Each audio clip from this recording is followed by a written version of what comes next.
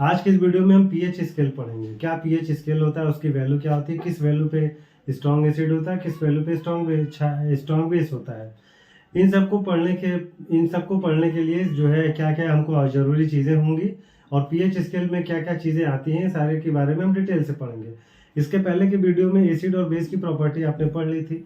इसमें आपने strong acid और स्ट्रॉन्ग बेस पढ़ा, वीक एसिड वीक बेस पता। लेकिन आपको ये क्या पता है कब जो है स्ट्रॉन्ग एसिड होता है, कब स्ट्रॉन्ग बेस होता है, किस वैल्यू पे कोई न्यूट्रल होता है। इन सारी चीज़ों को हम पीएच स्केल की मीडियम से पढ़ेंगे। तो चलिए आज इसकी वीडियो में हम शुरू करते हैं, देखते हैं पीएच स्केल क्या होता है। सबसे पहले पीएच स्केल के बारे में 1909 में सोरेनसन ने बताया और उन्होंने एक पीएच स्केल डेवलप करके दिया। इस पीएच स्केल में जो है आपके उन्होंने जो है किसका बताया, इन्होंने पीएच सोल्यूशन में जो है कंसंट्रेशन ऑफ एच आयन, जो एच प्लस आयन की कंसंट्रेशन के बेस पे उन्होंने पीएच स्केल का डेवलप किया। और उन्होंने पूरे पीएच स्केल में बताया कि किस बेस पे जो है किसको हम स्ट्रॉन्ग एसिड में रखते हैं, किसको स्ट्रॉन्ग बेस में रखते हैं, किसको वीक एसिड में रखते हैं और किसको वीक बेस में रखते हैं।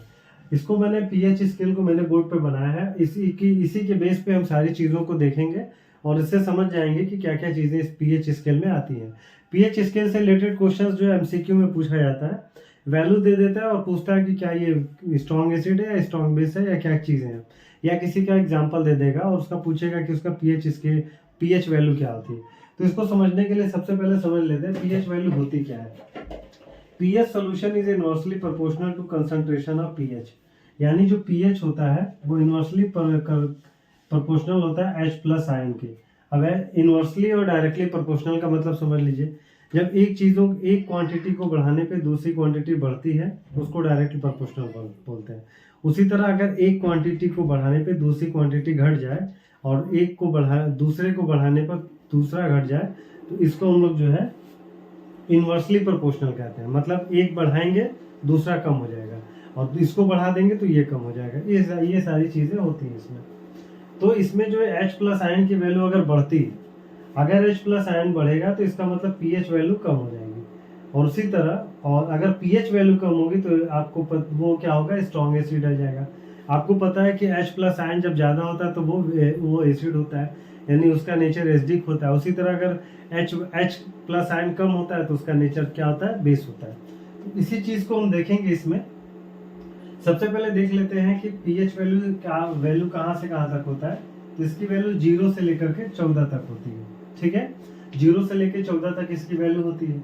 अब 0 से 14 में देखिए, 0 से लेकर के 7 तक जो है, 0 से लेकर के 6.9 तक ये आता है आपका एसिड में। उसी तरह 7.1 से लेकर के 14 तक आता है बेस में। तो अब बात करेंगे 7 क्या होता है। 7 क्या होता है, न्यूट्रल होता है, न एसिड होता है ना बेस होता है। तो इसका मतलब ये है कि जब आपकी पीएच वैल्यू 7 मिलेगी तो इसका मतलब वो प्योर वाटर का होता है और वो क्या होता है, आपका न्यूट्रल होता है।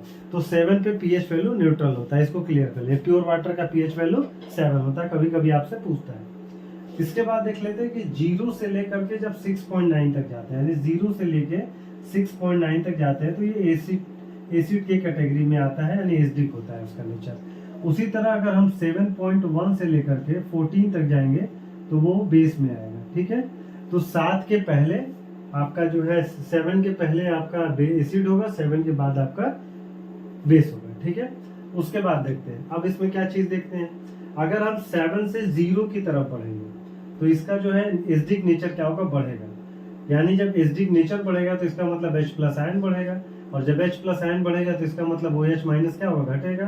तो H प्लस आयन बढ़ने का मतलब होता है कि एसिडिक नेचर क्या होता है, बढ़ता है। उसी तरह जब हम 7 से 14 की तरफ, 7 से 14 की तरफ जाते हैं, उस कंडीशन में क्या होता है कि उसका बेसिक नेचर बढ़ता है। और बेसिक नेचर बढ़ने का मतलब है कि OH माइनस बढ़ रहा है, और जब OH माइनस बढ़ेगा तो इसका मतलब H प्लस आयन क्या होगा, कम होगा। ठीक है, तो इसका मतलब ये होता है कि 7 से 14, जब 7 से 14 जाएंगे, 7 से 14 जाएंगे तो बेसिक नेचर क्या होता है, इंक्रीज होता है। और उसी तरह जब हम 7 से 0 की तरफ जाते हैं तब एसिडिक नेचर जो है उसका इंक्रीज होता है। ठीक है, इसके बाद क्या चीजें देख लेते हैं। इसके बाद देखिए, आपका 0 से लेके 3.5 तक आपका जो भी वैल्यू आती है वो स्ट्रॉन्ग एसिड की वैल्यू होती है। उसी तरह 3.6 से लेकर के 6.9 तक जो वैल्यू होती है वो वीक एसिड की वैल्यू होती है। 7.1 से लेकर 10.5 तक की जो वैल्यू होती है उसको वीक बेस कहते हैं। 10.6 से लेकर के 14 तक की जो वैल्यू होती है उसको स्ट्रॉन्ग बेस कहते हैं। और वीक बेस को ही वीक एल्कली कहा जाता है और स्ट्रॉन्ग बेस को ही स्ट्रॉन्ग एल्कली कहा जाता है। ठीक है, तो एक बार इसको अगर रिवाइज कर लेते तो 7 पे वैल्यू न्यूट्रल होती है। 7 के पहले यानी 0 से लेके 7 तक के वैल्यू जो भी होगी उसमें एसिडिक नेचर होगा, 7 के बाद वाले पे बेसिक नेचर होगा। उसके बाद 0 से 3.5 तक स्ट्रॉन्ग एसिड में आएगा, 3.6 से लेकर के 6.9 तक वीक एसिड में आएगा। फिर 7.1 से लेकर के एक बार हम 10.5 तक वीक बेस आएगा और 10.6 से लेकर के 14 तक स्ट्रॉन्ग बेस में आएगा। तो ये सारी चीजें हमको जो है अगर हम एक दो बार पढ़ लेते तो क्लियर हो जाएगा। टेबल बना के आप ये देख लेते हैं, एक बार इसका आप स्क्रीनशॉट चाहे तो ले सकते हैं। उसके बाद कुछ वैल्यू देख लेते हैं, जैसे मिल्क की वैल्यू 6.5 होती है, तो 6.5 है, इसका मतलब मिल्क जो होता है क्या होता है, वो आपका एसिडिक नेचर का होता है।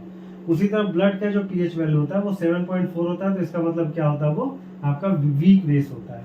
टूथपेस्ट की जो वैल्यू होती है वो 8.0 होता है, इसका मतलब ये भी क्या होता है, वीक बेस होता है। ठीक है, उसी तरह लेमन जूस जो होता है उसका जो पीएच वैल्यू होता है वो 2.0 होता है, इसका मतलब स्ट्रॉन्ग एसिड होता है। तो आपको करना क्या है कि अब आपको कमेंट सेक्शन में कम से कम 3 स्ट्रॉन्ग एसिड और 3 स्ट्रॉन्ग बेस, इसकी जो पीएच वैल्यू आपको कमेंट करना है। ठीक है, तो ये रहा पीएच वैल्यू पे वीडियो। मिलते हैं हम नेक्स्ट वीडियो में, और जिसमें हम साल्ट के बारे में पढ़ेंगे। तब तक के लिए जो है आप पीएच वैल्यू को याद करिए और एंजॉय करिए। Thank you.